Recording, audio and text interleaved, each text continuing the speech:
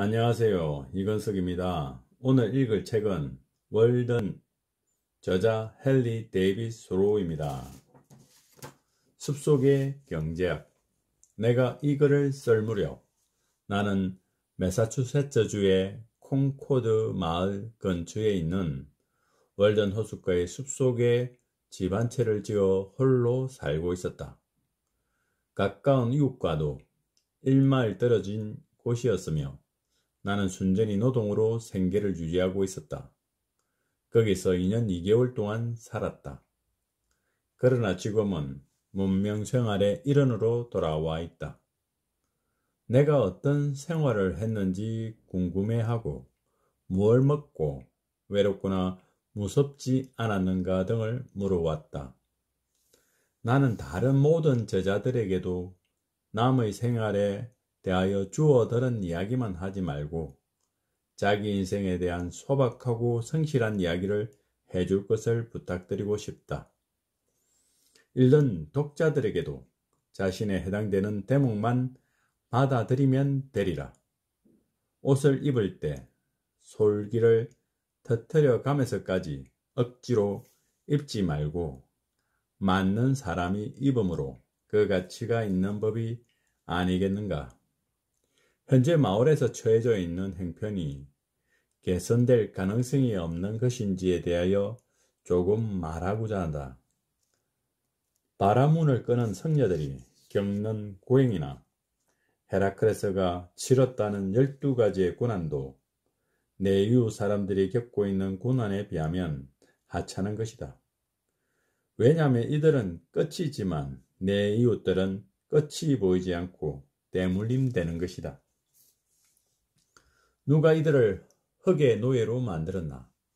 그들은 이런 모든 소유물들을 앞으로 밀고 가면서 어렵사리 한평생을 살아야만 하는 것이다. 가련한 사람들이 등에 진 짐의 무게에 눌려 깔리다시피 힘든 인생의 길을 걷는 것을 나는 수없이 보아왔다. 유산을 물려받지 않아 그를 불필요한 짐과 싸우지 않아도 되는 사람들은 나름대로 자그마한 육신 하나의 욕구를 채우고 가꾸는데도 힘겨워하고 있다. 사람의 육신은 조만간에 땅에 묻혀 퇴비로 변한다. 비교적 자유로운 이 나라에도 무지와 오해 때문에 힘든 노동에 몸과 마음을 빼앗겨 인생의 아름다운 열매를 따보지 못하고 있다.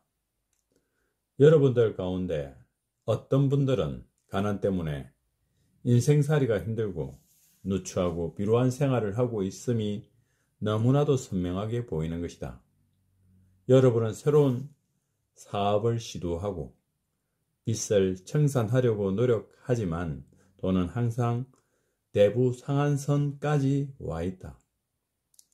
구리로 돈을 만들어 썼던 로마 사람들은 이것을 남의 구리라고 불렀다. 여러분은 병든 날을 대비하여 돈을 벌려고 무척이나 애를 쓴다. 그러나 무리한 결과 병이 들고 마는 것이다. 노예 감독 밑에서 일하는 노예도 힘들겠지만 가장 힘든 것은 당신이 당신 자신의 노예 감독일 때이다. 스스로의 행위에 의해서 얻어진 평판의 노예가 되어 있는 것이다. 대부분의 사람들은 절망의 인생을 조용히 보내고 있다. 이른바 체험이라는 것은 확인된 절망에 지나지 않는다. 인간의 주 목적은 현재의 통상적인 생활 방식을 택하는 것으로 보인다. 하지만 이제 와서 그들은 실은 선택의 여지가 없다고 진정으로 믿고 있는 것이다.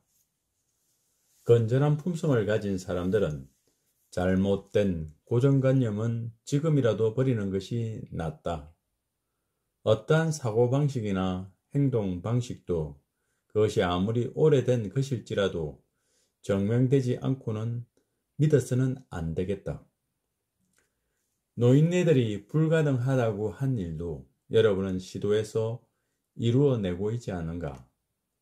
나이 많음이 젊음보다도 더 나은 선생이 될 수 없고, 또한 들어줄 중요한 충고의 말을 갖지 못하고 있다.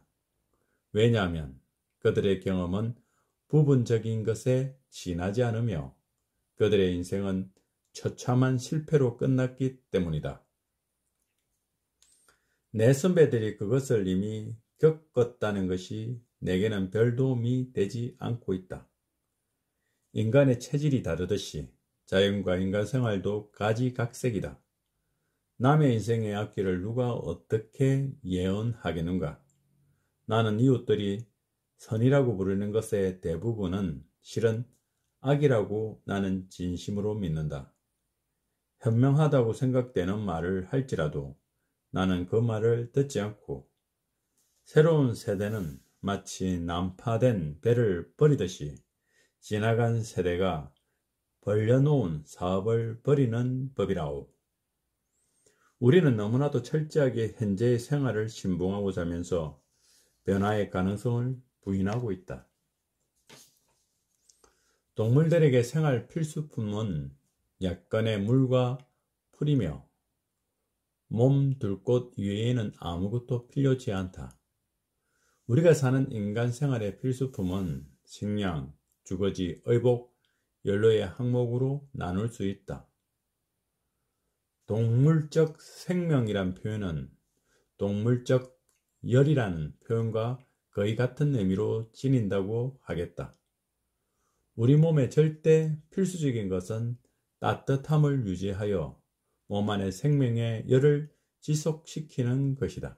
그래서 우리는 가진 애를 다 써가며 음식과 의복과 가옥을 마련하며 주거지를 꾸민다. 부유한 사람들의 사치품들은 따뜻함이 아니라 뜨거움 속에 살고 있다.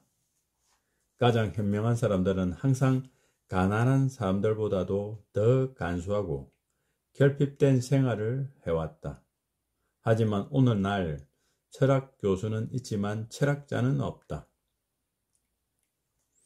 오랫동안 나는 어느 조그만 잡지사 기자로 있었는데 기고의 대부분이 기사로 싣기에는 적당하지 않는 것으로 보았다.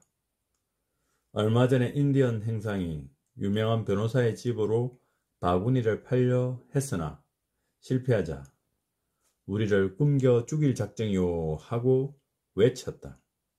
그가 바구니를 만들면 자기 일은 끝나고 바구니를 사주는 것은 백인의 임무라고 생각했다.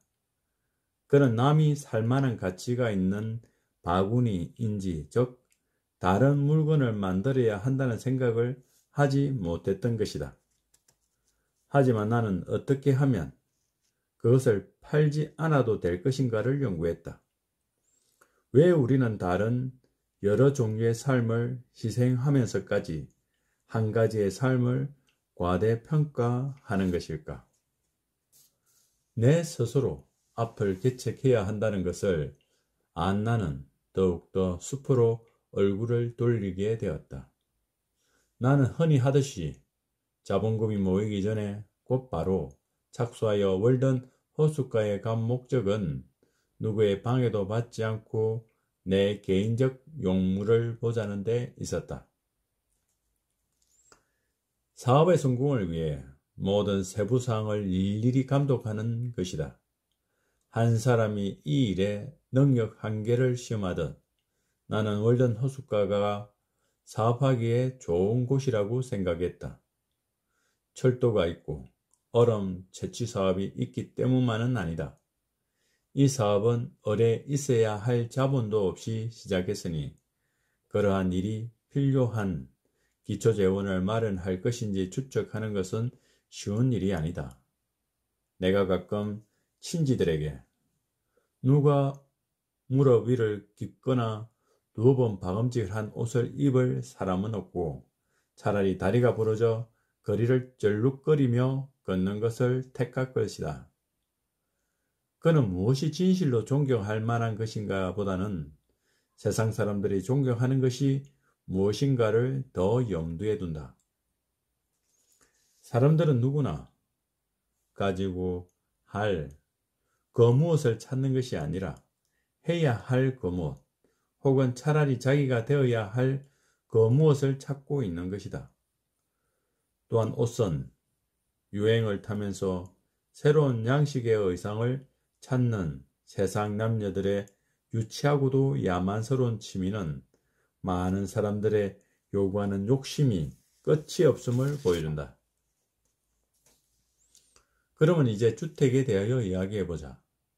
오늘날 주택이 생활 필수품이지만 집 없이도 이곳보다 추운 지방에서 오랫동안 살았다는 신뢰들이 있다. 인간은 집이라는 따뜻하고 안락한 장소를 구했던 것인데, 첫째로는 육신의 따뜻함을, 다음으로는 사랑의 따뜻함을 구했던 것이다. 우선 집으로서의 기본 요건만을 갖춘 간소한 집은 어떤 것인가를 생각해보라. 전에 정직한 방법으로 생활비를 벌면서 동시에 진정하고 하고 싶은 일을 추구하려 할 때, 가로 6피트, 세로 3피트의 연장 상자에 구멍을 내어 비가 올 때나 밤에 뚜껑을 내리면 영혼 깊이 자유를 누릴 수 있지 않을까 하는 생각을 했었다. 미개인들은 저마다 최상의 주택에 못지않는 집을 한 채씩 가지고 있고, 이 집은 소박하고 단순한 그들의 욕망을 채워주기에 충분하다. 새는 둥지를, 여우는 굴을 가지고 있으며 미개인들도 오두막을 가지고 있건만, 현대의 문명사회에서 자기 집을 가지고 있는 가정은 반수도 안 되며 대도시에서는 전체 인구의 극히 일부에 지나지 않는다. 집 없는 나머지 사람들은 인디언 오두막집 마을 하나를 사버릴 만큼 새를 물고 있다. 현재는 그들을 죽는 날까지 가난 속에 허덕이게 만드는 요인이 되어버렸다. 개선된 가옥의 시설을 이용하고 누리는 가난한 문명인이 이런 것을 갖지 못한 미개인으로서지만 유복한 것은 어찌된 일인가. 이 근처에 일반 가옥으로 사는데 노동자의 능력에 따라 부양가족이 없는 노동자라도 10년에서 15년이 걸린다. 나의 이웃들이 콩코드의 농부들을 보면 20년, 30년을 일해도 상속받은 농장 혹은 빚을 내어 구입한 농장의 주인이 되어보려고 했던 것인데, 대부분은 아직도 빚을 청산하지 못하고 있다. 농부는 생계 문제를 더 복잡한 공식으로 해결하려고 애쓰고 있다. 안락과 자립을 손에 넣기 위해 더할 나위 없는 익숙한 머리칼 덫을 놓았는데, 놓고 돌아서자마자 자기 자신의 발이 그 덫에 걸린 것이다. 이것이 농부가 가난한 이유이다. 농부가 집을 마련할 때 그 집 때문에 부자가 된 것이 아니라 실은 더 가난하게 되었는지 모르며, 그가 집을 소유하는 것이 아니라 집이 그를 소유하고 있는지도 모른다. 문명국임을 나타내는 여러 증거가 있다고 해서 그 나라의 국민 대다수의 사정이 미개인의 사정보다 나으리라고 보는 견해는 옳지 못하다. 이른바 문명 발전의 최신의 상징이 철도의 연변에 늘어선 판잣집을 보면 돼지우리 같은 데서 사는 모습을 보는데, 그들의 방이 어두워서 겨울 내내 문을 열어놓고 지낸다. 대부분의 사람들은 주택이 무엇인지 생각하지 않은 채 이웃이 소유하고 있으니 나도 가져야겠다는 생각에 가난하게 살지 않아도 될 것을 평생 가난에 쪼들리며 살고 있다. 우리는 더 많은 것을 얻으려고만 끝없이 노력하고 때로는 더 적은 것으로 만족하는 법은 배우지 않을 것인가. 인간은 이제 자기가 쓰는 도구의 도구가 되어버렸다. 나는 이론적으로나 실제적으로나 집 짓는 재료에 대해서 잘 알고 있기 때문에 내가 했던 실험이 어떤 것인가에 대해 이야기해 보도록 하자. 1845년 3월 말경 나는 도끼 한 자루를 빌려 들고 월든 호숫가의 숲속으로 들어갔다. 그리고는 호수 가까이에 집 한 채를 지을 생각으로 백송나무들을 제목감으로 베어 넘기기 시작했다. 내가 일하는 곳은 소나무가 우거진 기분 좋은 언덕배기였는데 나무들 사이로 호수가 보였고 어린 소나무와 호두나무가 자라는 숲의 작은 빈터도 보았다.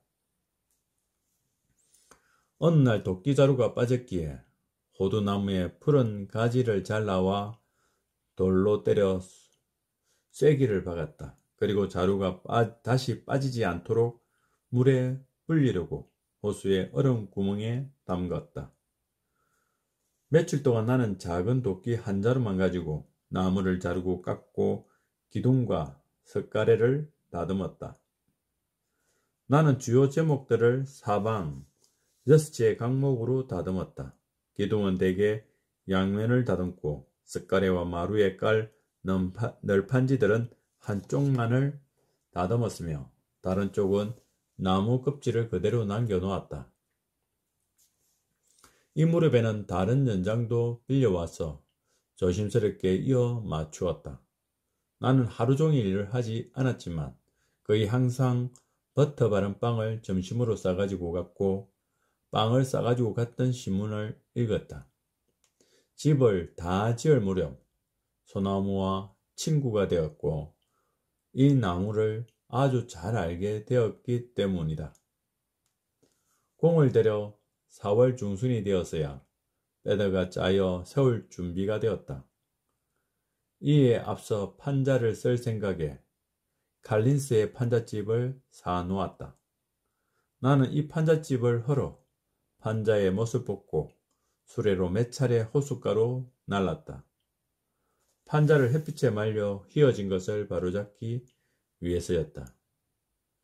나는 우더척 한 마리가 굴을 팠던 남향 언덕 기슭에 지하 저장실을 만들었다.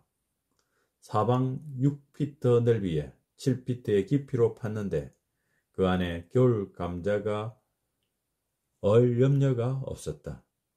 저장실 만드는 일은 2시간밖에 걸리지 않았다. 사람이 땅을 파고 들어가면 일정 불변의 온도를 얻을 수 있다. 도시의 가장 화려한 주택에도 지하 저장실이 있으며 사람들은 옛날과 다름없이 건체 식품을 저장해 둔다. 그러고 보면 아직도 집이란 땅굴 입구에 세운 일종의 현관에 지나지 않는 것이다. 마침내 월 초순에 이르러 몇몇 친지들의 도움을 받아 상냥을 했다. 이는 이웃들과 친목을 도모하기 위해서였다. 벽을 붙이고 지붕을 올리는 일이 완료되자 마자 나는 입주를 했는데 그날이 바로 7월 4일이었다. 2수레분의 돌을 호숫가에서 언덕 위로 팔에 안아 날랐다가 집 한 모퉁이에 굴뚝의 토대를 쌓아 올렸다. 집을 지을 때 나 자신이 그랬던 것보다는 좀 더 깊이 생각하면서 짓는 것이 좋을성 싶다. 사람이 자기 집을 짓는 데는 자가 자신의 보금자리를 지을 때와 비슷한 목적성이 있다. 그러나 불행히도 우리는 박달새나 뻐꾸기처럼 행동하고 있다.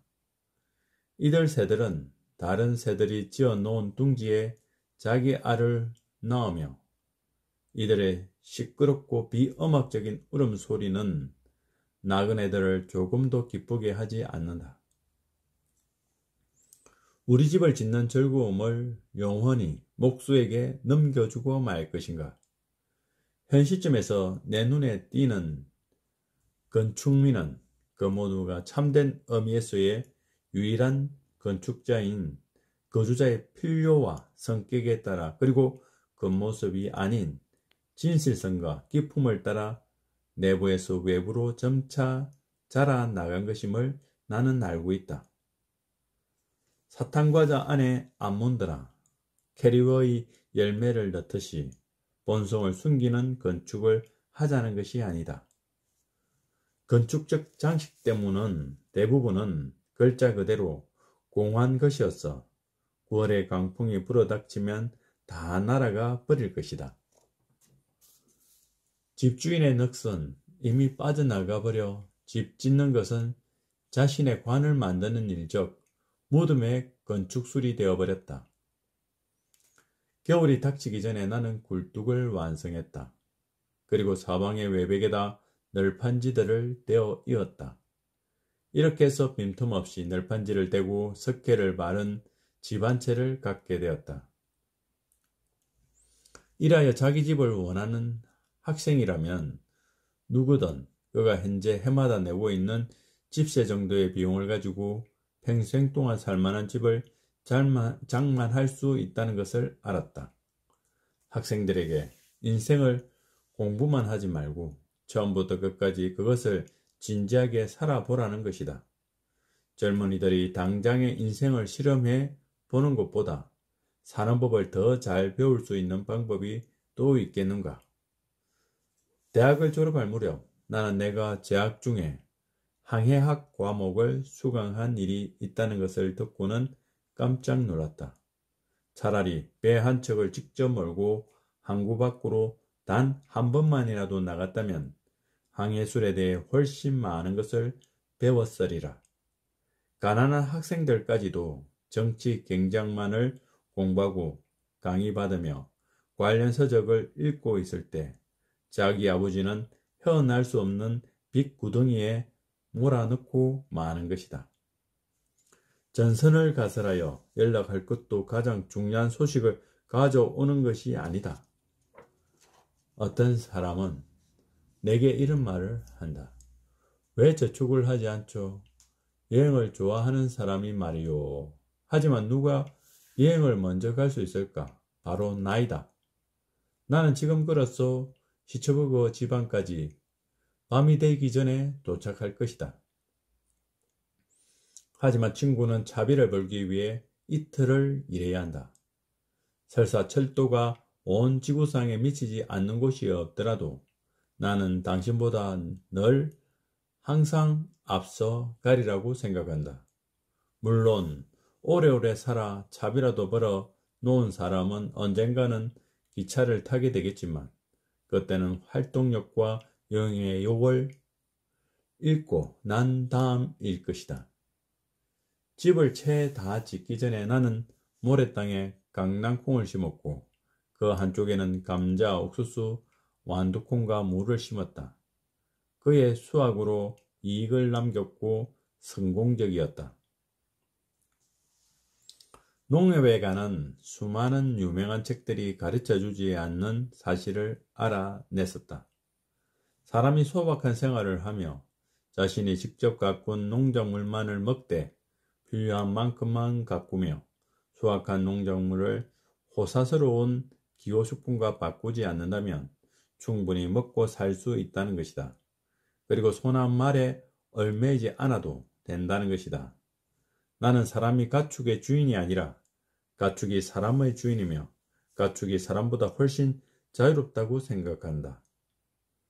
탑들과 신전들은 군주들의 사치품이다.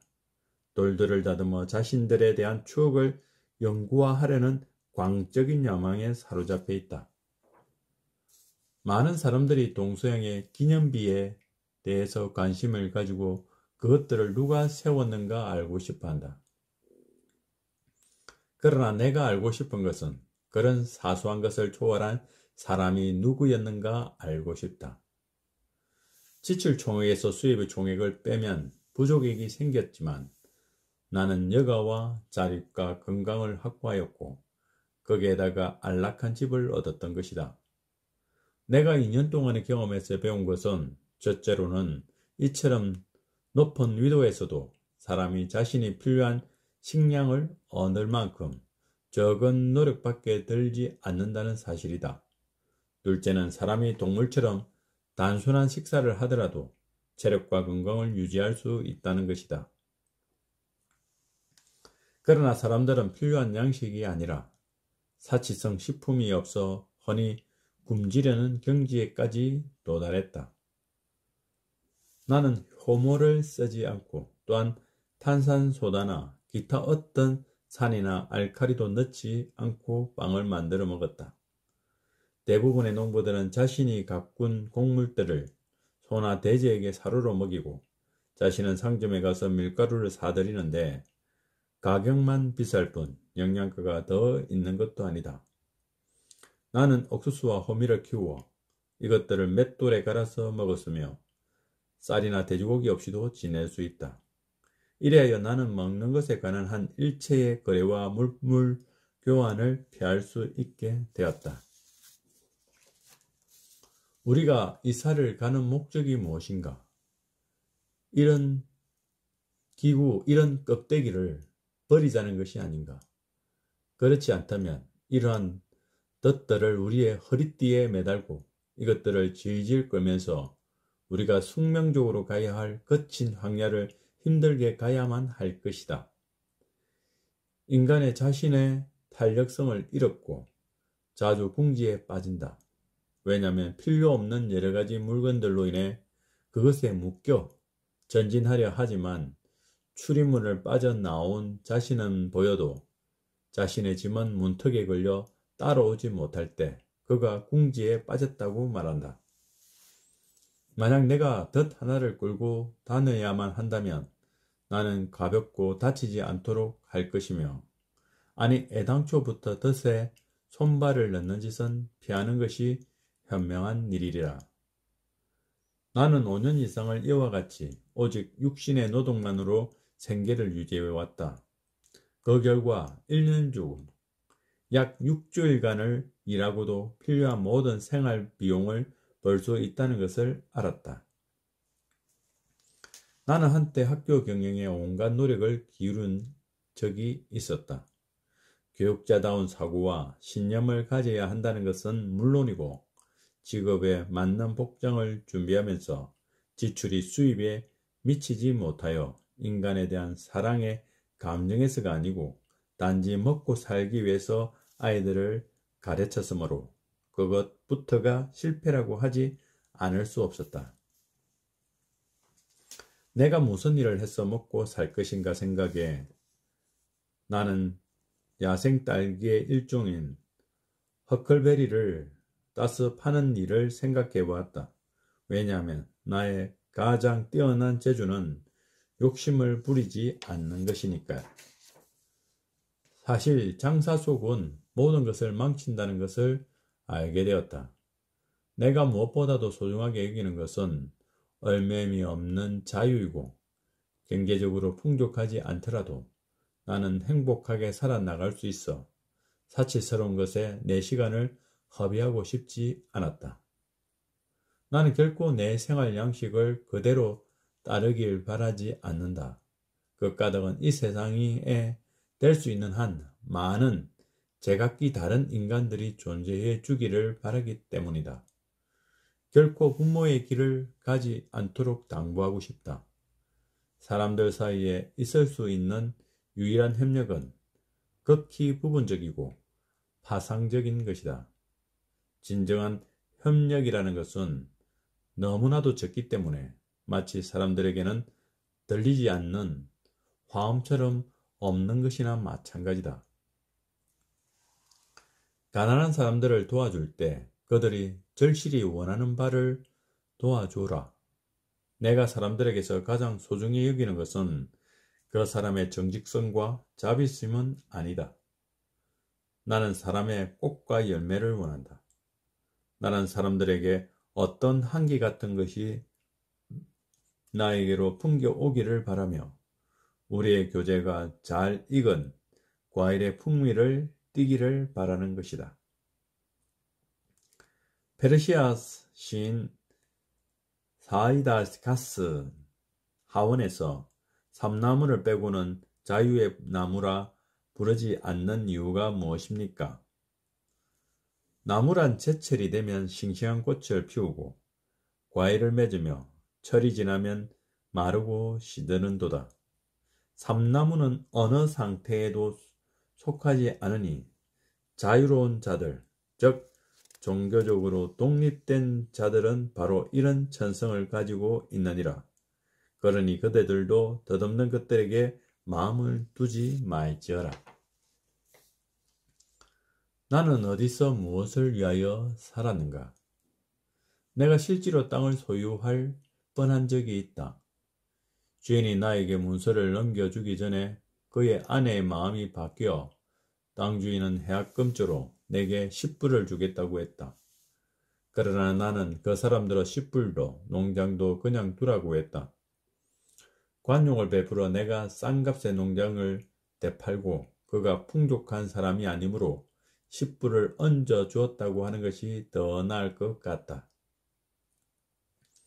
하지만 나는 아직 씨앗들과 나머지는 그대로 있다.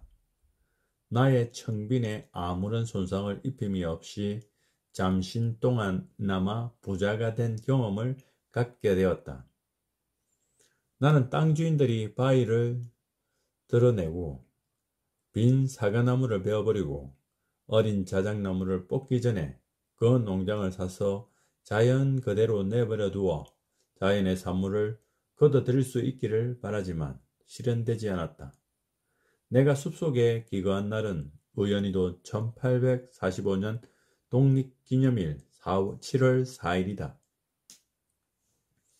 내 집 위로 스쳐가는 바람은 산마루를 스쳐가는 그런 바람이었다. 그 바람은 지상의 음악에 끊어질 듯 이어지는 가락을 천상의 부분을 실어다 주었다. 나는 구태여 바람을 쏘이려 밖에 나갈 필요가 없었다. 집안의 공기가 신선해서 집안에 있다기보다는 문 뒤에 앉아 있다고 표현하는 것이 옳다. 내 보금자리를 그들 곁에 만들므로써 새들과 이웃이 되었다. 처음 한 주 동안은 호수를 바를 때마다 그것이 마치 산허리에 자리 잡은 산상 호수인 것처럼 느껴졌다. 중국 타왕의 욕조에는 날마다 그대 자신을 새롭게 하라, 날이면 날마다 새롭게 하고 영원히 새롭게 하라라고 새겨져 있다.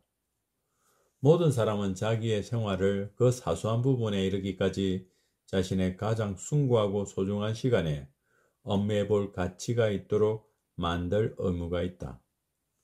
내가 숲속으로 들어간 것은 인생을 의도적으로 살아보기 위해서였다. 인생이 가르치는 바를 내가 배울 수 있는지 알아보고자 했던 것이며, 나는 삶이 아닌 것은 살지 않으려고 했으니 삶은 그처럼 소중한 것이다.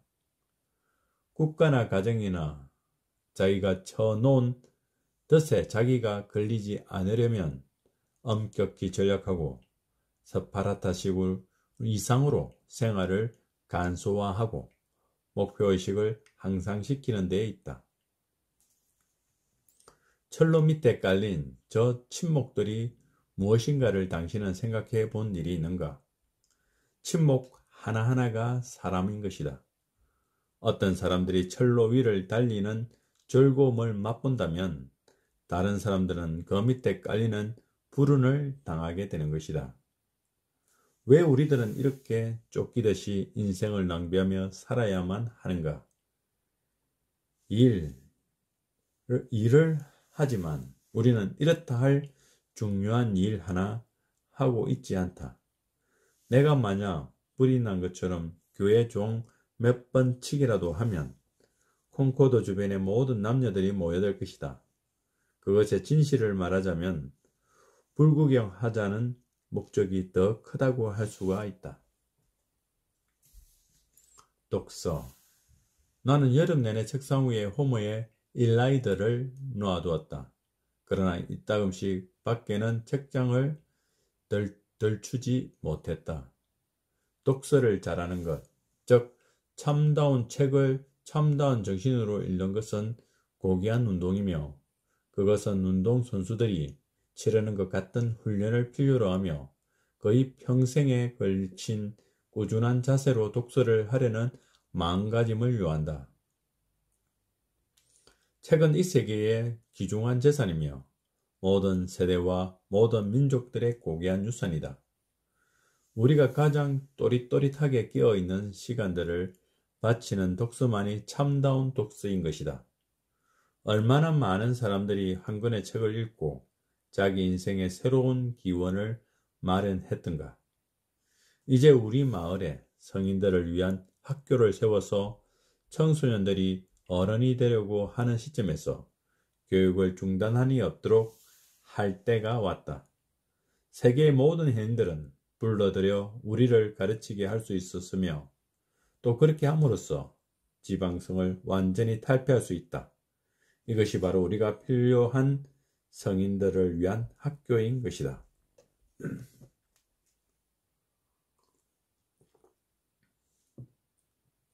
숲의 소리들.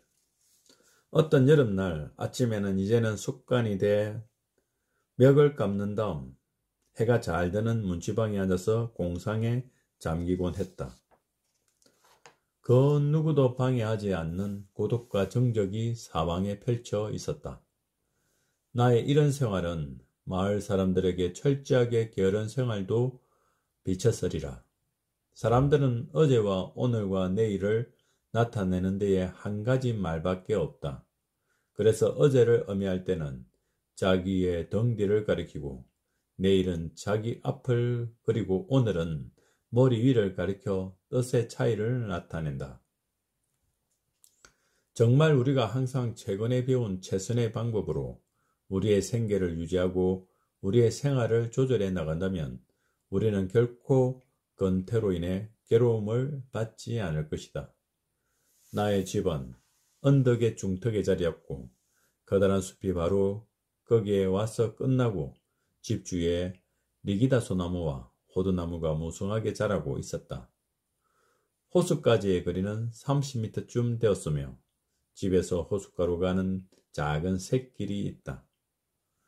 집 앞의 뜰에는 딸기와 검은 딸기, 보리떼 국화, 물레나물, 미역치, 떡갈나무의 감목, 샌더번나무, 월귤나무와 감자콩들이 자라고 있었다. 기찻길이 만들어지고 기차가 달리며 정거장에 멈출 때 정확한 시간에 도착하고 출발하면서 기차의 시간을 맞추기도 한다. 상업은 예상했던 것과는 달리 자신감에 넘치고 명령하며 기민하고 모험적이며 지칠 줄 모르는 일이다. 기차 화물칸에 실려가는 많은 목재와 옥과 소들을 보면서 다른 것으로 변화되어 우리에게 다가올 것을 생각한다. 어느 날 바람이 알맞은 방향으로 불 때는 종소리가 들려오는데 숲속의 모든 솔잎을 하퍼의 현처럼 건드리기라도 했던 것처럼 어떤 떨리는 음색이 내 귀에 들렸다. 저녁 무렵 숲 너머 지평선 멀리서 들려오는 소의 엄매 소리는 감미롭다. 쏙독새들이 저녁 7시 반쯤 되면 집 앞 나무 그루터기나 지붕 용마루에 앉아서 반시간 동안 저녁에 노래를 부른다. 다른 새들이 조용해지면 봉이들이 바톤을 이어받아 죽음의 곡을 하는 여인들처럼 부엉부엉하고 그들의 태고적 울음을 시작한다. 올빼미 역시 나에게 세레나데를 들려주었다. 올빼미 우는 소리는 가까이에서 들으면 자연의 소리 가운데 가장 우울한 소리가 아닌가 하는 생각이 든다. 내 집 앞에 마당 자체가 없기 때문에 아무것도 막히지 않는 자연이 바로 문턱에까지 와 있을 뿐이었다. 고독. 나는 내가 없을 때에 사람이 왔다 갔는지를 나무 가지가 휘거나 풀잎이 구겨진 모양이나 또는 구두자국을 보고 틀림없이 알아맞힐 수 있었다. 그런데 무슨 까닭으로 나는 사람들로부터 버려져 있는 이 광활한 영역을 이 몇 평방마일이나 되는 인적 드문 숲을 혼자서 차지하고 있는 것일까? 내가 사는 곳은 대초원만큼이나 적적하다. 나는 혼자만의 해와 달과 별들을 가지고 있으며 혼자만의 작은 세상을 가지고 있는 셈이다. 그러나 봄에는 메기를 낚으러 밤낚시를 오는 마을 사람들이 이따금씩 있었다. 하지만 이들은 어둠을 믿기로 해서 자신의 마음의 호수에서 더 많은 고기를 낚았던 것이 틀림없다. 왜냐하면 빈 바구니로 물러나며 세계를 어둠과 나에게 남겨놓았기 때문이다. 자연 가운데 살면서 자신의 감각 기능을 온전하게 유지하는 사람에게는 암담한 우울이란 존재할 여지가 없다. 나는 외로움을 느낀 적이 한 번도 없었으며 고독감에 의해 조금이라도 억눌린 적이 없었다. 나는 잠시 주변 사람들이 있는 것이 명랑하고 건전한 생활의 필수 조건이 아닌가 하는 생각을 했다. 하지만 이 모든 이점이 대단치 않은 것임을 느꼈고 그 후 그런 것을 생각해 본 적이 없다. 나는 나에게 혈연적으로 가장 가깝거나 가장 인간적인 것이 반드시 어떤 인간이거나 마을 사람이지는 않다는 것을 분명히 느꼈다. 아무리 밭을 부지런히 놀려도 두 사람의 마음이 가까워지지 않는다는 것을 이제 나는 압니다. 사색을 함으로써 우리는 건전한 의미의 열광 속에 빠질 수 있다. 마음의 의식적인 노력으로 우리는 행위들과 그 결과들로부터 초연하게 서 있을 수 있다. 그렇게 되면 만사는 좋은 일이든 나쁜 일이든 경류처럼 우리의 옆을 지나치게 된다. 무엇에 몰두하는 사람은 외로움을 느끼지 않는다. 자연은 말로 표현할 수 없이 순수하고 자유로워서 우리에게 무궁무진한 건강과 한의를 안겨준다. 어떤 사람이 정당한 이유로 슬퍼한다면 온 자연이 함께 슬퍼해 줄 것이다. 방문객들, 내 집에는 3개의 의자가 있다. 하나는 고독을 위한 것이고 다른 하나는 우정을 위한 것이며 세 번째 것은 사교를 위한 것이다. 내 작은 집에서 있다금 느끼는 한 가지 불편은 손님과 내가 큼직한 사상을 큼직한 말로 표현하기 시작할 때 두 사람 사이에 충분히 거리를 두기가 힘들다는 점이다. 내가 어떤 사람의 집에 가는 것을 막는 것이 있다면 나를 식사에 초대한 사람이 요리에 대해서 취하는 지나친 과시적 행동이다. 나는 그런 곳에는 다시 가지 않는다. 캐나다 태생의 나무꾼을 만났는데 내가 그에게 흥미를 가진 이유는 그가 그처럼 말이 없는 외톨이면서도 몹시 행복해 보였기 때문이다. 그리고 너무나 순수하고 세속적으로 전혀 닦이지 않는 사람이었다. 그에게 자기 생각을 글로 표현해보고 싶은 적이 없었느냐고 물은 적이 있다. 그는 써보려고 해도 쓸 수 없을 것이 무슨 말로 시작해야 할지도 모르며 게다가 철자법까지 신경을 써야 하니 더 계속하다가는 자기는 죽고 말 것이라는 것이었다. 길을 가던 사람들 중에 많은 사람이 나와 내 집에 내부를 버리고 일부러 길을 돌아왔으며 물 한 잔을 청구하면 내 자신의 음료수로 호수물을 마신다는 말과 함께 바가지를 빌려 주겠노라 했다. 어느 날 양순하고 머리가 좀 모자라는 가난한 사람 하나가 찾아와서는 나와 같은 생활을 해보고 싶다는 얘기를 했다. 그는 소위 겸손을 가지고 극도의 소박성과 진실성을 가지고 자가는 지적 능력에 결여되었다고 나에게 말하는 것이다. 정말이지 그가 스스로 낮춘 만큼 그는 더 높게 보였다. 우리의 교제는 현자들 사이의 교제보다 더 훌륭한 것으로 발전할 가능성이 있어 보였다. 모든 사람들이 한결같이 하는 이야기는 나의 현재의 위치에서는 큰 일을 할 수 없다는 것이었다. 바로 거기에 문제가 있었다. 나이와 성별을 망라한 이들 늙고 병들고 겁 많은 사람들은 질병과 불의의 사고와 죽음에 대해서만 주로 생각하는 것이다. 인생은 위험이 가득 찬 것이었다. 콩밭. 내가 왜 콩들을 길러야 하는가? 그전에는 양지꽃과 검은 딸기와 물레나무 같은 향기로운 야생 열매와 아름다운 꽃들만이 자라던 땅에서 이제는 대신 콩이 나오도록 하는 일이었다. 콩밭을 가꾸는데 내가 무슨 권리가 있어 물레나무와 그 밖의 풀들을 쫓아내며 그들이 옛부터 이룩해 놓은 잡초의 정원을 망가뜨린단 말인가. 나는 새벽이슬이 한 방울이라도 마르기 전에 나는 콩밭에 자라고 있는 그만한 잡초를 쓰러뜨리고 그 위에 흙을 덮었다. 나는 여러분에게 가능하면 아침 이슬이 있는 동안에 모든 일을 마치라고 권하고 싶다. 나는 소나 말을 부리지 않았고 고용인과 농기구를 사용하지 않았기에 콩들과는 한층 더 친숙한 관계를 맺을 수 있었다. 손으로 하는 노동은 아무리 지리한 일이라 하더라도 여름은 결코 아니다. 노동은 지속적인 불후의 교훈을 담고 있으며 학자에게는 고전적인 성과를 가져올 것이다. 호미로 새 흙을 끌고 콩대 주위에 덮다 보면 호미에 걸리는 것이 있다. 즉 원시시대에 이곳의 하늘 아래 살았으되 역사에 아무런 기록을 남기지 않은 민족들의 잔재를 건드려 그들이 쓰던 전쟁과 수렵의 작은 도구들이 현대의 햇빛을 받으며 드러난 것이다.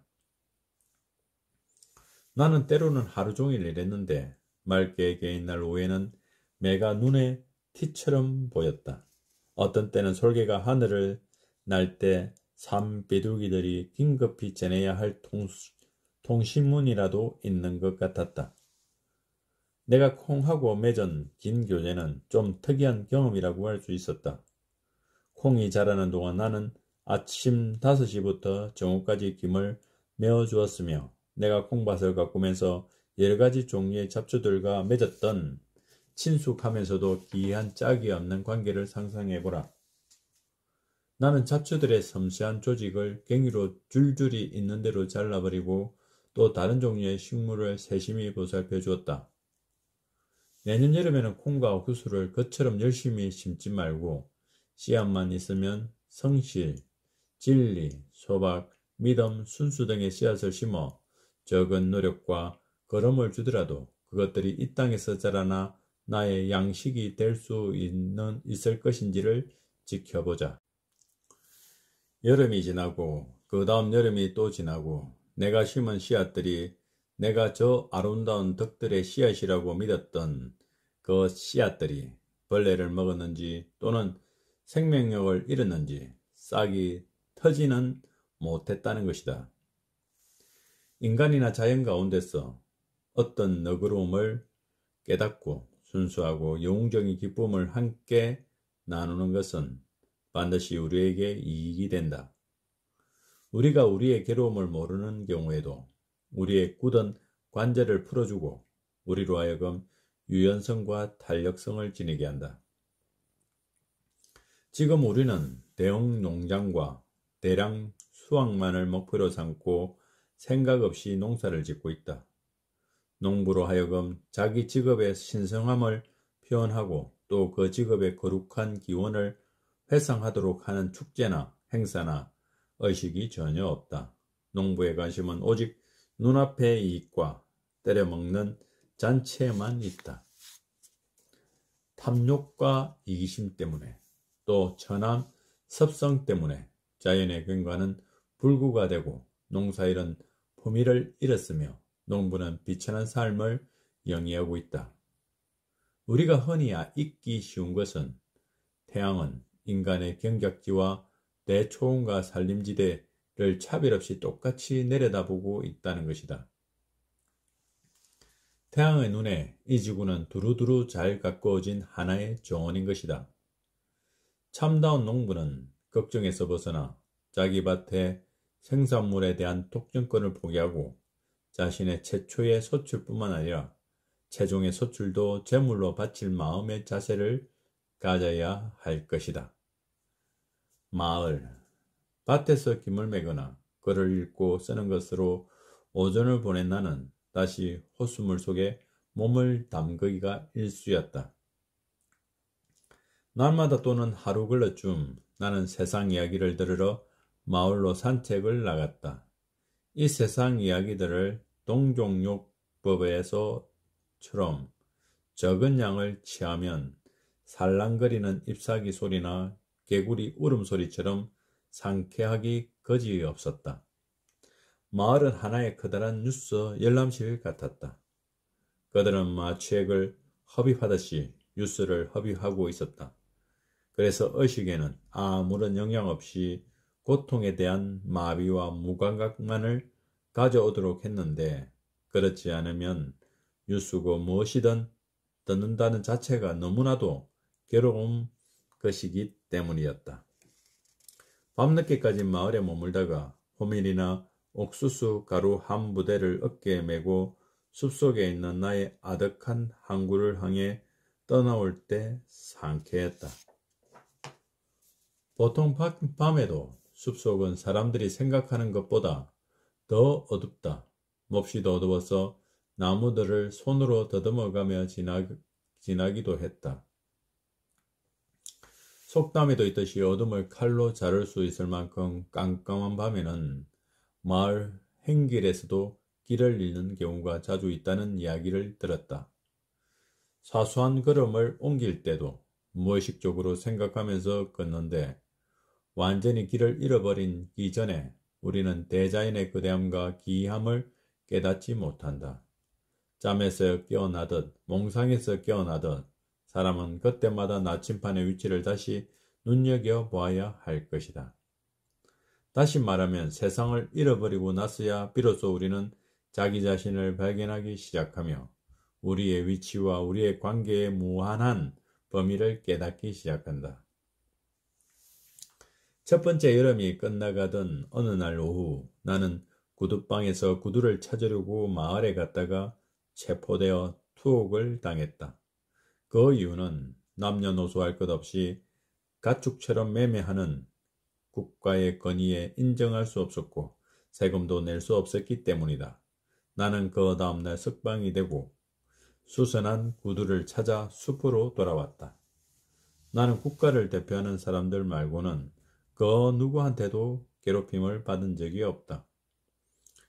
나의 집은 존중받았으며 숲은 산책하다 피로를 느낀 사람은 내 집의 벽난로 앞에 앉아 몸을 녹일 수 있으며 탁자 위에 놓인 몇 권의 책을 뒤적이며 즐길 수 있다. 모든 사람이 내가 생활했던 것처럼 소박하게 산다면 절도나 강도는 존재하지 않으리라는 것을 나는 확신하고 있다. 논어에 보면 윗사람의 덕은 바람과 같고 평민의 덕은 풀잎과 같다. 풀잎들은 그 위에 바람이 불면 반드시 고개를 숙이게 되어 있다. 호수. 어떤 때 나는 그날의 김매기 작업이 끝나면 아침부터 호수에서 성급한 마음으로 낚시질을 하고 있던 친구에게로 가서 어울렸다. 내가 그에게 갈 때쯤이면 자신은 수도승의 한 사람이라는 신념을 굳히고 있었다.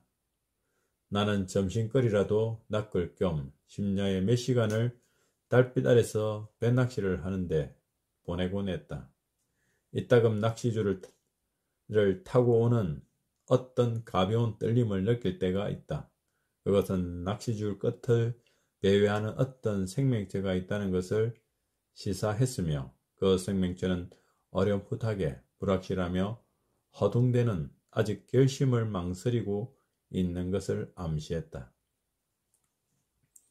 고기가 낚시법을 무는 가벼운 충격을 느끼면서 몽상에서 깨어나 자연과 다시 연결되는 것은 참으로 기이한 체험이다. 월든 호수의 경치는 그 규모가 수수하며 매우 아름답기는 하나 웅장하다고 할 수는 없다. 하지만 이 호수는 너무나 깊고 맑기 때문에 자세히 묘사할 만한 가치를 지니고 있다. 이 호수의 길이가 반마일에다가 둘레의 길이가 1과 4분의 3마일에 이르는 맑고 깊은 초록빛의 우물이며 61에이커 반쯤 되는 넓이를 가지고 있다. 월든 호수는 똑같은 관측 지점에서 보더라도 어떤 때는 청색으로, 어떤 때는 초록색으로 보인다. 호수의 물은 너무나 투명해서 25피트나 30피트의 깊이라도 그 바닥을 볼 수 있다. 호숫가는 한두 군데의 작은 모래사장을 제외하고는 돌의 포장도 돌처럼 매끄럽고 둥근 하얀 돌들로 되어 있다. 그리고 가파른 데가 많아서 물속으로 펄쩍 뛰어 들어가면 머리 위를 넘기기가 일쑤이다. 물가의 흰 돌들은 물속으로도 5m나 10m쯤 더 뻗쳐 있고 그 다음은 깨끗한 모래가 바닥을 이루고 있다. 이 호숫가에 어떻게 해서 그처럼 고운 돌이 고르게 깔리게 되었는지에 대해서 궁금해하는 사람들이 꽤 있다. 전설에 의하면 옛날 인디언들이 회의를 하면서 신을 모독하는 말을 많이 사용했는데 그들이 이러고 있는 동안 산이 흔들리면서 갑자기 가라앉았다는 것이다. 이때 월든이라는 이름을 가진 노파만이 도망쳐 목숨을 구했으며 호수의 이름을 그 노파의 이름에서 유래했다는 것이다. 또 하나는 월드인 폰트, 즉 담으로 둘러싸인 호수라고 불린 데서 유래한 것으로 봐도 좋을 것 같다. 월든 호수는 여름에는 그 깊이 때문에 햇빛이 드러나 있는 대부분의 물처럼 따뜻해지는 일이 없고 내가 아는 물 중에 가장 차가운 물일 것이다. 그러나 이 호수는 고기가 풍부하지는 않다. 그 수는 많지 않지만 강 꼬치고기가 제일 큰 자랑거리라고 할 수 있겠다. 9월이나 10월에 이런 날 월든 호수는 완벽한 숲의 거울이 된다. 그 거울의 가장자리를 장식한 돌들은 내 눈에는 보석 이상으로 귀하게 보인다. 10월 하순경 den소리가 내리면 소금쟁이와 물매암이 마침내 자취를 감춘다. 그때부터 11월 말까지 평온한 날에는 호수의 표면에 파문을 일으킬 만한 것이라고는 정말 아무것도 없다. 호수에는 퍼치대가 많았는데 겨울이 그들의 넓은 하늘의 창문에 얼음으로 된 덧문을 씌우기 전에 얼마 남지 않는 짧은 시간을 최대한으로 즐기려는 것 같았다. 내가 알고 있는 월든의 모든 특성 가운데 가장 잘 보존된 것은 그 순순성일 것이다. 하지만 나무 베는 사람들이 호숫가에 여기저기를 야금야금 베어내어 호수 근처에 돼지우리 같은 집을 짓고 철도가 그 경계를 침범하고 얼음 장사꾼이 얼음을 걷어갔지만 월든 자체는 변함이 없으며 어떤 변화가 있다면 그것은 모두 나 자신에게 있었을 뿐이다. 월든 호수는 영원히 젊다. 베이커 농장. 나는 월든에 가기 전에는 베이커 농장에 살아볼까 하는 생각도 했었다. 어느 날 오후 페어 헤어번으로 고기를 잡으러 갔다. 소나기로 인해 물속에 몸을 반쯤 담그고 낚시를 수초 위로 던졌을 때 나는 갑자기 내 자신이 구름의 그림자 속에 들어있는 것을 발견했다. 천둥소리가 무섭게 울리기 시작했다. 나는 잠시 그 소리에 넋을 잃고 있었다. 불쌍하고 힘없는 낚시꾼 한 사람을 쫓아내기 위해 째진 번갯불까지 동원하다니. 그러고도 신들은 어기양양하겠지 하고 나는 가까이 있는 오두막집으로 급하게 달렸다. 그곳에 가보니 아일랜드에서 이민 온 존 필드라는 남자가 아내와 여러 아이들과 함께 살고 있었다. 그 집안에서 비가 가장 적게 새는 쪽에 죽은 지붕 밑에 우리는 다 함께 모여 앉았다. 존 필드는 분명히 정직하고 부지런하기는 했으나 주변머리가 없는 사람이었다. 그는 이웃 농부와 계약을 맺고 넙을 개간하는 일에 온갖 노력을 다 기울이고 있다는 것이었다. 삽과 넙지대용 곡괭이를 써서 넙을 개간하면 1에이커당 10불을 개간비로 받고 그 땅을 1년 동안 비료로 써서 경작할 수 있는 권리를 갖는다는 것이었다. 그가 얼마나 불리한 계약을 맺었는지 알지 못한 채 그의 곁에서 즐거운 마음으로 일을 해온 것이다. 나는 내 나름대로 경험을 토대로 그를 돕고 싶었다. 하지만 존은 한숨을 내쉬었고 일단 시작하면 그것을 계속해낼 만한 산술 능력을 가지고 따져보는 것 같았다. 내 생각에 그들은 아직도 자신의 방법대로 용감하게 인생에 달려들어 얼굴을 직접 맞대고 물어뜯고 핥히고 있으리라. 인생의 거대한 기둥들에다 잘 듣는 쐐기를 박아 갈라놓은 다음 하나하나 부수어 해결해 가는 기술을 갖지 못한 이들은 불리한 싸움을 하고 있다. 존 필드는 안타깝게도 계산 없이 살기 때문에 실패하는 것이다. 내가 호숫가에 도착하기 전에 무슨 새로운 충동을 느꼈는지 존 필드가 뒤따라 왔다. 내가 거의 한 줄을 채울 만한 물고기를 잡고 있는 동안 이 가여운 사람은 두어 마리 고기를 놀라게 했을 뿐이다. 아일랜드의 가난한 생활 방식을 유산처럼 물려받고 있으니 그와 그의 자손들은 넙을 헤매고 다니는 그들의 오리발 뒤꿈치에 날개라도 돋기 전에는 이 세상에서 일어설 도리가 없는 것이다. 보다 높은 법칙들. 어렸을 때 내가 자연과 친하게 된 것은 아마 낚시와 사냥 덕택이었던 것 같다. 어부와 사냥꾼과 나무꾼 같은 사람들은 그들 삶을 들이나 숲속에서 보내기 때문에 어떤 의미로서는 자연의 일부라고도 할 수 있다.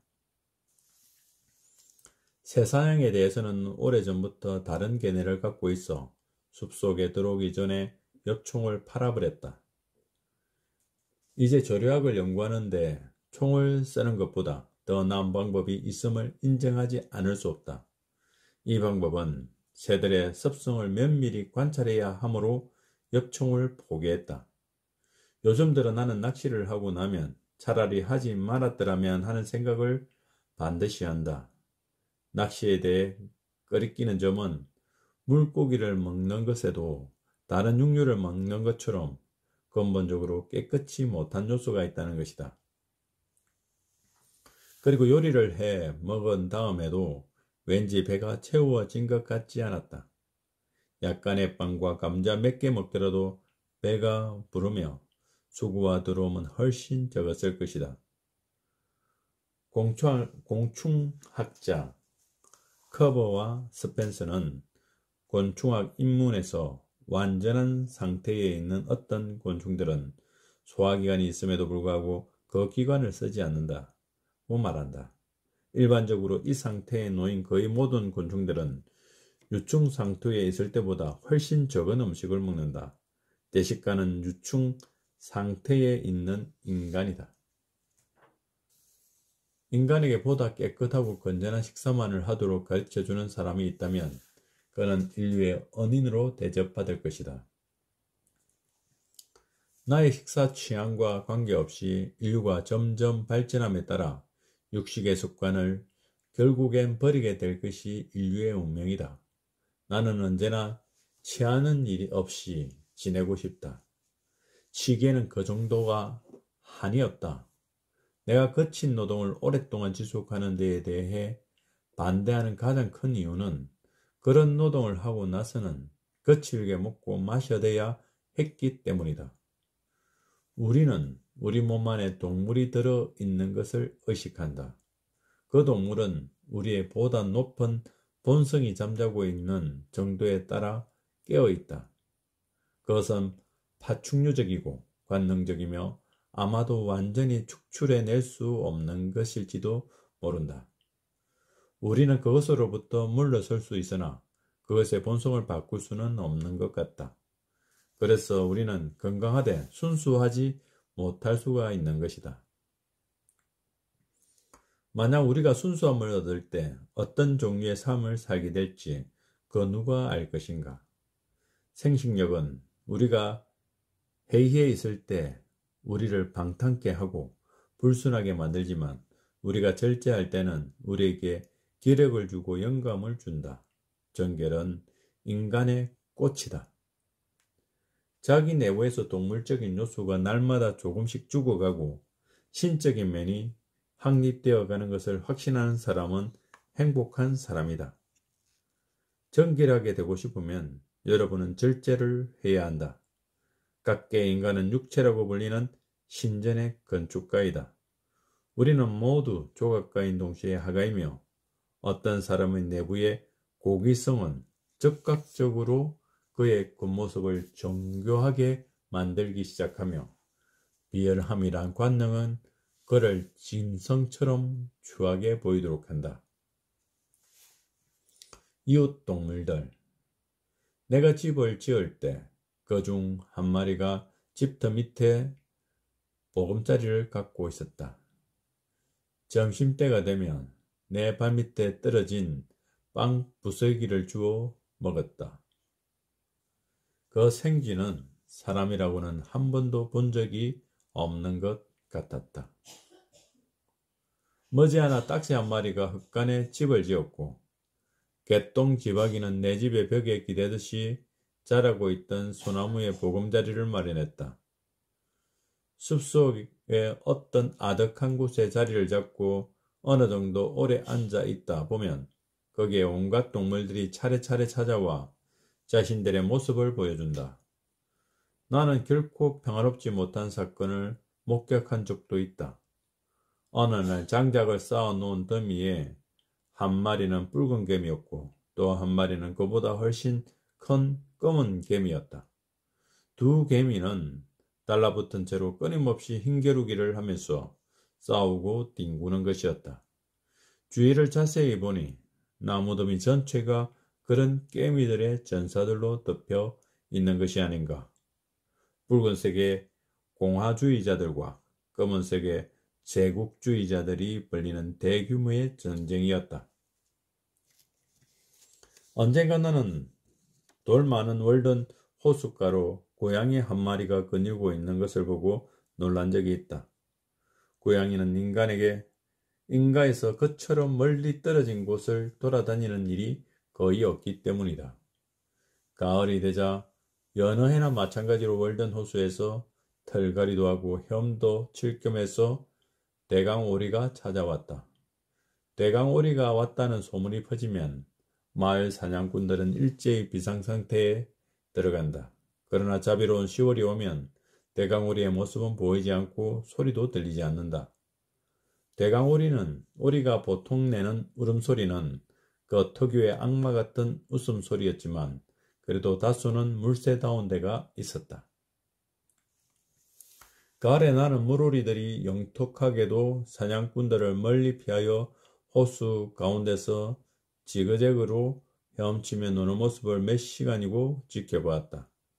그들이 월든 호수 한가운데서 즐겨 헤엄치는 이유가 그곳이 안전하다는 이유 이외에 다른 어떤 이유가 있는지 나는 알지 모른다. 어쩌면 나와 똑같은 이유로 이 물오리들도 월든 호수를 사랑하고 있는지도 모른다. 집에 불떼기. 10월이 되자 나는 강변의 풀밭으로 포도를 따라갔다. 그 아름다움과 향기로 더 귀중한 포도송이를 잔뜩 따왔다. 농부는 넌출월귤의 열매를 무지막지하게 생긴 칼키로 마구 흩어 모으는데 아름다운 풀밭은 엉망이 되고 돌사자들은 대초원의 풀밭에서 돌소의 혀를 끌고 모으는데 그 와중에 꺾여 시들어가는 나무와 풀에 대해서는 아랑곳하지 않는다. 밤이 연글자 겨울에 먹기 위해 밤퍼셀 정도로 저장해 놓았다. 가을철에 링컨 마을 근처에 끝없이 넓은 밤나무 숲을 돌아다니는 것은 너무나도 유쾌한 일이다. 밤나무들은 내 집 뒷결에 있는데 그중 한 그루는 집을 뒤덮을 만큼 컸다. 꽃피는 계절이 오면 이 나무는 온 사방에 향기를 뿌리는 꽃다발이 되는 것이다. 그러나 밤 열매는 다람쥐나 어치가 거의 다 차지해 버렸다.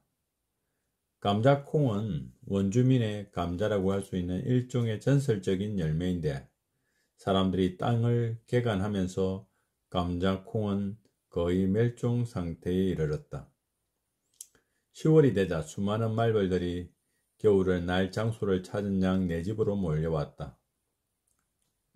그들은 창의 안쪽과 머리 위에 벽에 자리를 잡고는 때때로 방문객들이 집 안에 들어오는 것을 방해하기도 했다. 매일 아침 말벌들이 추위에 마비되어 움직이지 못하고 있으면 나는 몇 마리씩 밖으로 쓸어내곤 했지만 그들을 굳이 내쫓으려고 애쓰지는 않았다. 굴뚝을 쌓게 되자 나는 석궁 기술을 배웠다. 벽난로 주위의 벽돌과 벽돌 사이는 호숫가에서 가져온 돌로 메꾸고 또 같은 곳에서 가져온 흰 모래로 회반죽을 만들었다. 나는 벽난로가 집의 핵심 부분이라고 생각했으므로 그곳에 가장 많은 수공을 들였다. 벽난로의 작업이 점점 진척되어 기분 좋았고 굴뚝을 지면에 기초를 두고 집을 뚫고 오르는 어느 정도의 독립적인 구조물이다. 저녁에 불을 처음으로 지필 무렵에는 집에 회백칠을 하기 전이라서 판자와 판자 사이 무수한 구멍이 있었기 때문에 연기가 잘 빠져나갔다. 집 안밖에 회백칠을 하고 나니 훨씬 포근해지기는 했으나 그전만큼 흔쾌한 느낌은 주지 않았다. 이제야 비로소 나는 내가 집에 들어와 산다고 말할 수 있는 것 같은데 그것은 집이 숙소로서 뿐만 아니라 추위를 피하기 위한 곳으로 사용되기 시작했기 때문이다. 내가 회백질을 끝내자마자 드디어 겨울이 본격적으로 시작되었다. 이제 내가 밖에 나가서 할 일은 숲에 들어가 마누나무를 모아서는 가슴에 안거나 어깨에 매거나 해서 헛간까지 나르는 일이었다. 사람은 누구나 자기의 장작더미를 일종의 애정을 가지고 바라본다. 장작더미가 높으면 높을수록 나무를 할 때의 즐거운 시간들이 더 잘 회상되었다. 겨울날의 오후에 산책을 나갈 때 나는 잘 피워놓은 불을 때로는 그대로 남겨놓은 채 집을 나섰다. 내가 나가 있을 때라도 집은 비어 있는 것이 아니었다. 마치 쾌활한 가정부라도 한 사람 고용하고 있는 것 같았다. 나와 불은 한 집에 사는 동거인인 셈이었다. 하루는 장작을 패는데 불안한 마음에 집안을 들여다보니 불꽃이 침대에 튀어 불이 붙어 있었다. 얼른 달려들어가 불을 껐다. 동물은 단지 엄폐된 곳에 보금자리를 만들어 놓고 그것을 체온으로 따뜻하게 만들 뿐이다.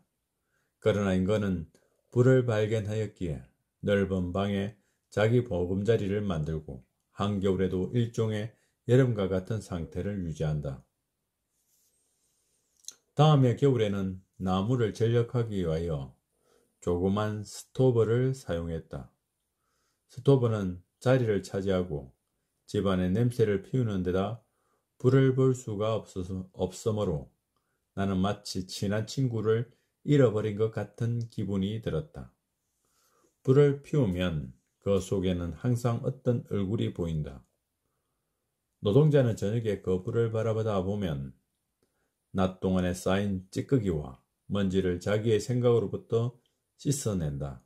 그러나 이제 나는 불을 들여다볼 수 없게 되었다. 전에 살던 사람들 그리고 겨울의 방문객들 여러 차례의 눈보라를 나는 즐거운 마음으로 맞았다.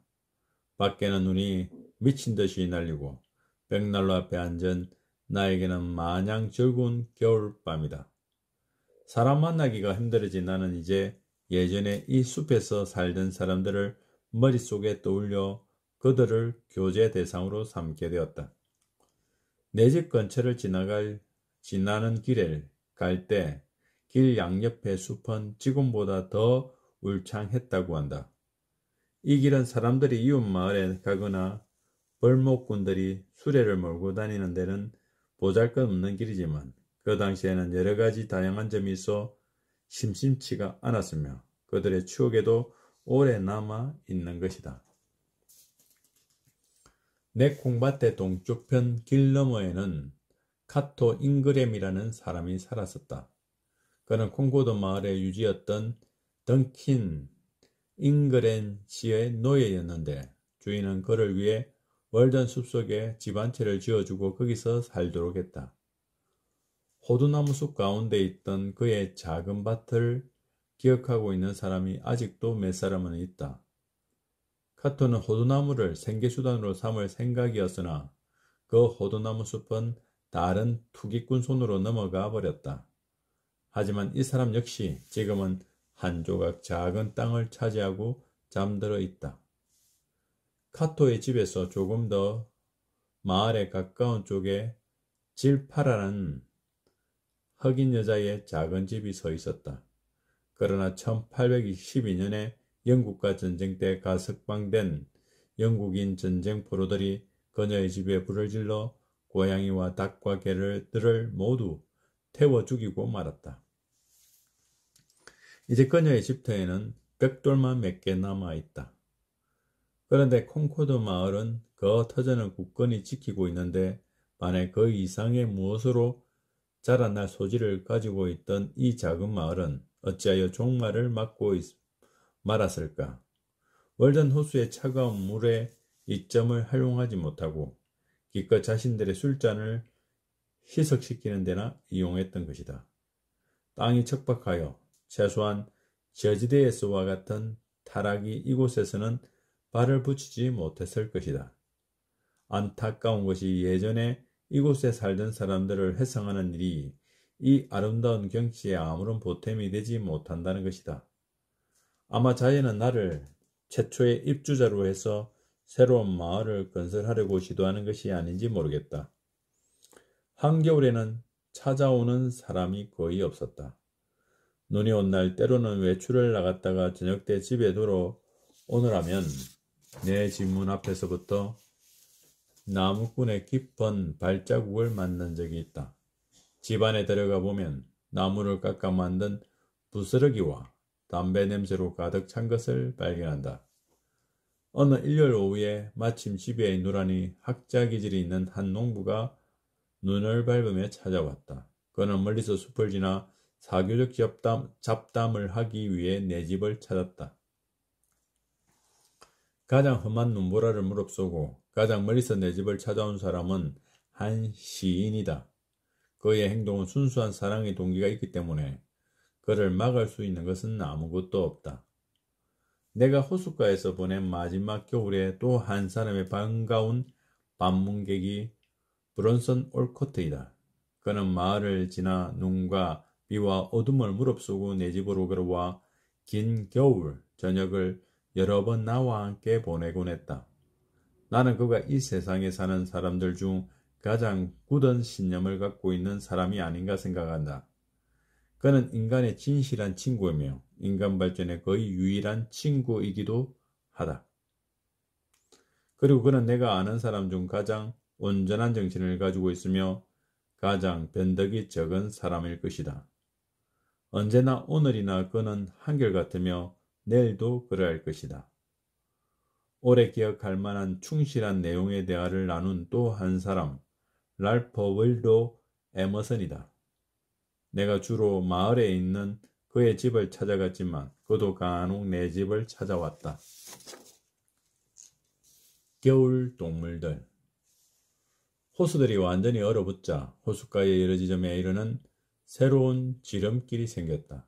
그뿐 아니라 호수 주위의 낯익은 경치도 얼음 위에서 보면 새롭게만 보이는 것이었다. 월든 호수는 다른 호수와 마찬가지로 눈이 와도 대체로 잘 쌓이지 않아 내게는 앞마당과도 같았다. 겨울에는 밤은 물론이고 때로는 낮에도 거리를 가늠할 수 없는 곳에서 우는 올빼미의 외로움에서도 구성진 울음소리를 들을 수 있었다. 이는 월든 숲에서 가장 대표적인 일상어이다. 나는 또 내 밤의 친구인 얼음이 우는 소리를 들었다. 얼음은 잠자리에 들었지만 편히 잠들지 못하고 몸을 뒤척이는 것이 속이 좋지 않거나 나쁜 꿈이라도 꾸는 모양이었다. 대개 나는 이른 아침에 붉은 다람쥐 때문에 잠을 깬다. 이놈들은 지붕 위와 벽 아래를 달름질 치며 돌아다녔는데 나를 깨우려고 일부러 누가 숲에서 보낸 것만 같았다. 어두운 겨울날 저녁, 사냥꾼들이 유업고리 한 개를 사냥 기념으로 썰매에 매달고 여관으로 들어가는 것을 보게 된다. 그들은 나에게 말하길 만약 유우가 눈 속에 그냥 숨어 있거나 일직선으로만 계속 달아났더라도 사냥개들이 도저히 따라잡을 수 없고 찾을 수도 없을 것이다. 그러나 추적자를 멀리 따돌린 유우는 걸음을 멈추고 방향을 180도 바꾸어 보금자리가 있는 곳으로 달린다. 하지만 그곳에 사냥꾼이 대기하고 있는 것이다. 지난 겨울 생쥐들이 리기다 소나무들을 황당히 깔가 먹었다. 오랫동안 눈이 녹지 않아 생쥐들이 소나무 껍질이라도 많이 깔가 먹어 다른 식량을 보충해야만 했으리라. 이 리기다 소나무들은 밑둥 근처에 껍질을 빙 둘러가며 깔가 먹혔지만 한여름까지만 하더라도 싱싱해졌고 더 자라났는데 이번에 겨울에 또 한 번 그런 일을 당한 나무들은 열이면 열 다 죽고 말았다. 조그만 생쥐가 커다란 소나무를 위아래로 깔가 먹지 않고 한 곳을 뺑 둘러 깔가 먹어 쓰러뜨리도록 자연이 허용한다는 것은 놀라운 일이다. 산토끼와 들공이 없는 시골도 시골이라 할 수 있을까? 이 둘은 가장 손박하고 토속적인 동물이라고 할 수 있다. 자연 자체의 색깔과 천성을 가지고 있으며 나뭇잎이나 땅하고 가장 가까운 유대관계를 갖고 있다. 겨울의 호수. 이제 나는 아침 일에 착수했다. 먼저 도끼와 물통을 들고 물을 찾아 나섰다. 나는 먼저 1피터 깊이의 눈을 치운 다음 다시 1피터의 두께의 얼음을 깼어 발랄의 호수의 창문을 연다. 그리고는 무릎을 꿇고 물을 마시며 물고기들의 조용한 거실을 내려다본다. 천국은 머리 위에만 있는 것이 아니라 발밑에도 있다. 아침 일찍 온 세상이 강추위로 뻣뻣해져 있을 때 낚싯대와 간단한 전심을 두고 호수를 찾는 사람들이 있다. 그들은 책에 의존하지 않으며 자신들이 알고 말할 수 있는 것보다 훨씬 많은 일을 해냈다. 여기에 다 자란 퍼치를 미끼로 강꼬치를 고기를 낚고 있는 사람이 있다. 퍼치는 유충을 삼키고 강꼬치 고기는 퍼치를 삼키며 낚시꾼은 강꼬치를 고기를 삼킨다. 이라여 자연의 각 단계 사이에 있는 틈이 메워지는 것이다. 월든의 호수는 깊이가 대단하기는 하지만 터무니없는 것은 아니며 또 비교적 단단한 바닥을 가지고 있다는 것을 나는 독자들에게 확인하는 바이다.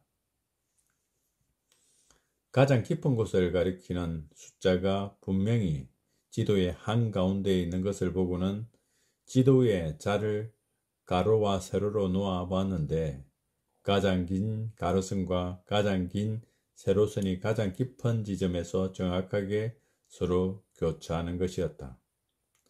월든 호수의 물처럼 월든의 얼음도 가까이에서 보면 녹색빛을 띠지만 멀리서 보면 아름다운 청색이다. 이처럼 나는 16일 동안이나 내 집의 창문가에 서서 100명의 인부들이 바쁜 농사꾼처럼 말과 수레와 기타 온갖 농기구를 써서 일하는 것을 지켜보았다. 그것은 달력의 첫 장에 보는 것 같은 한 폭의 그림이었다. 봄.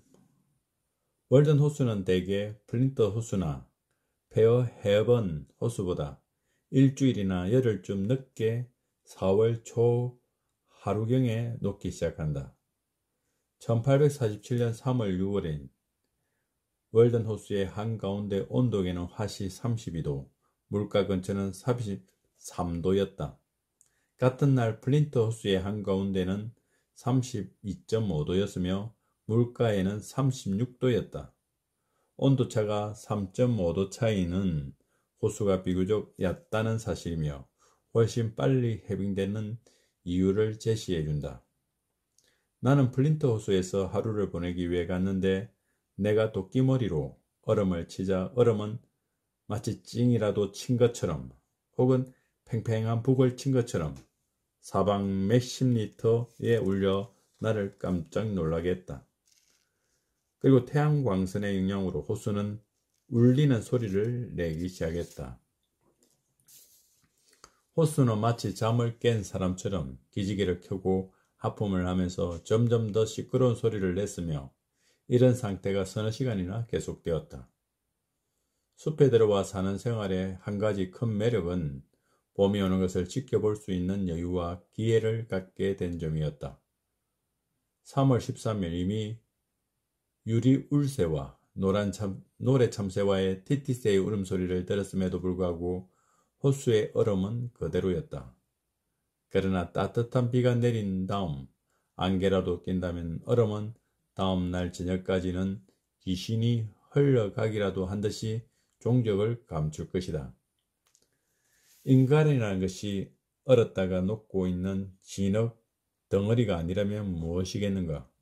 사람의 손가락 끝은 진흙의 방울이 엉결된 것에 지나지 않는다. 얼었다가 녹고 있는 육신의 덩지에서 그 한계점까지 흘러나가는 것이 바로 손가락과 발가락이다. 땅 위를 덮었던 눈이 부분적으로 녹고 며칠간 따뜻한 날씨가 땅 표면에 물기를 훔치어 놓으며 새로운 해가 시작되었다는 최초의 부드러운 창조인 새싹들이 살그머니 그 모습을 나타낸다. 봄이 다가오면서 붉은 다람쥐가 두 마리가 내 집 마루 밑으로 들어가 이상한 낄낄거리는 소리와 짹짹거리는 소리를 내며 시끄럽게 떠들어댄다. 숲속의 나무가지 하나를 봐도 아니 집 옆에 장작더미를 보기만 해도 겨울이 지난 것인지 아닌지 바로 알 수가 있다. 거의 모든 나라에서 거북이와 개구리는 봄의 선구자이며 전령이다. 새들이 노래하면서 날개를 버덕이며 나르고 초목이 싹두고 꽃이 피며 바람이 부는 것은 지구 양극의 미미한 진동을 바로잡아 자연의 균형을 유지하기 위함이다. 봄이 온 것이 마치 혼돈에서 우리가 창조되고 황금시대가 실현된 것 같은 느낌을 갖게 했다. 우리가 항상 현재에서 살면서 자신의 몸 위에 떨어진 한 방울의 작은 이슬도 놓치지 않고 받아들여 커가는 풀잎처럼 우리에게 생기는 모든 일을 최대한으로 이용할 수 있다면, 그리하여 과거에 잃어버린 기회에 대해 애통해하는 것으로 시간을 보내지 않는다면 우리는 정말 복받은 존재가 될 것이다. 연약한 생명체가 없어지더라도 자연은 그것을 허용할 여유가 있는 것이다. 우리는 항상 사고를 당할 위험을 안고 있지만 거기에 대한 해명은 불충분하다는 것을 깨닫지 않으면 안 된다. 현명한 사람이 여기서 받은 인상은 보편적인 결백이다. 독이라는 것도 알고 보면 유독한 것이 아니며 어떤 상처도 치명적인 것은 없다. 맺은 말. 우리는 농장의 나무 울타리를 헐고 돌담이라도 쌓으면 그 후로는 우리의 인생에 한계가 그어지고 운명이 결정된 것으로 생각한다. 우주는 우리들이 보기보다는 광대한 것이다. 진실로 바라건대 당신 내부에 있는 신대륙과 신세계를 발견하는 콜럼버스가 되라. 그리고 사상을 위한 새로운 항로를 개척하라. 그러나 자기 자신에 대하여 아무런 존경심을 갖지 않는 사람이 애국심에 불타서 소를 위해 대를 희생시키는 일이 있다. 당장 자신의 활력을 줄 정신에 대해서는 아무런 공감을 느끼지 않고 애국심은 그들의 머리를 파먹고 있는 구더기라고 할 수 있으리라. 사회에 대해 무조건 저항적인 태도를 취하는 것이 한 인간의 의무는 아니다.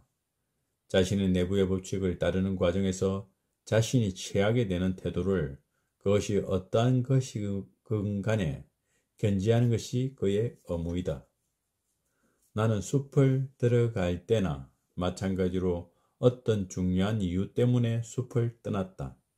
내게는 살아야 하는 또 다른 몇 개의 인생이 남아있는 것처럼 느꼈다.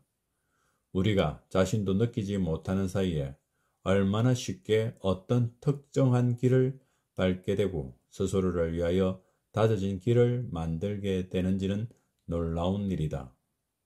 나는 선실에 편히 묵으면서 손님으로 항해하는 것을 좋아하지 않으며 인생의 돛대 앞에 갑판 위에 있기를 원했다.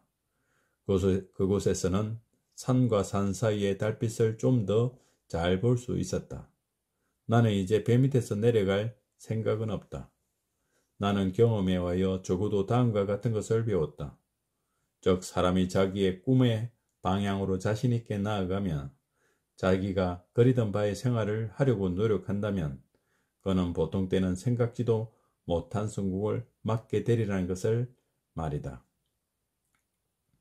미래를 생각할 때 또 앞으로 가능한 일을 생각할 때 우리는 앞쪽 방면으로 어느 정도 느슨하게 선을 그어 놓지 말고 살아야 할 것이다.